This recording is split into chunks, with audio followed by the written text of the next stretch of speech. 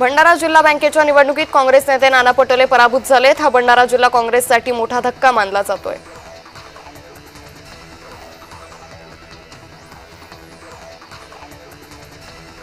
तर ठाकरे गटाची दुटप्पी भूमिका समोर आली आहे। राजन विचारे यांनी संतापजनक विधान केले। अतिरेकी मारून तुम्ही मेहरबानी केली का, असं राजन विचारे म्हणाले।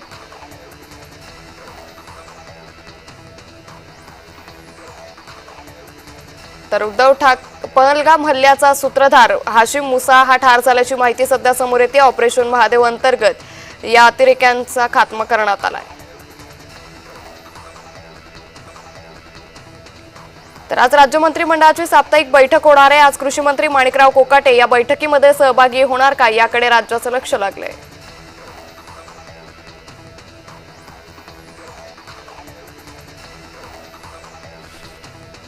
राष्ट्रवादीच्या आमदारांसाठी आज स्पेशल डिनरचं आयोजन करण्यात आलेलं आहे। त्यामुळे राष्ट्रवादीचे सर्व आमदार या स्पेशल डिनर डिप्लोमसीमध्ये सहभागी होतील का, हे पाहणं महत्त्वाचं ठरेल।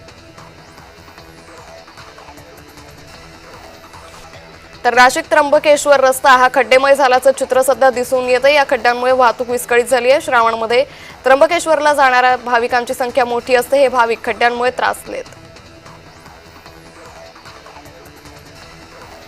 बीडमध्ये पुन्हा गुंडराज सुरू आहे। हातात कोयत्या आणि सत्तूर घेऊन तरुणांनी दहशत माजवली आहे। तरुणांच्या दहशतीचा हा व्हिडिओ व्हायरल झालाय।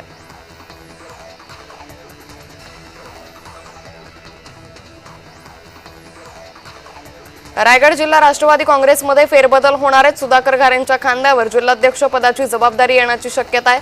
तर हनुमंत जगतापांच्या गळ्यात प्रदेश सरचिटणीस पदाची माळ पडण्याची शक्यता आहे।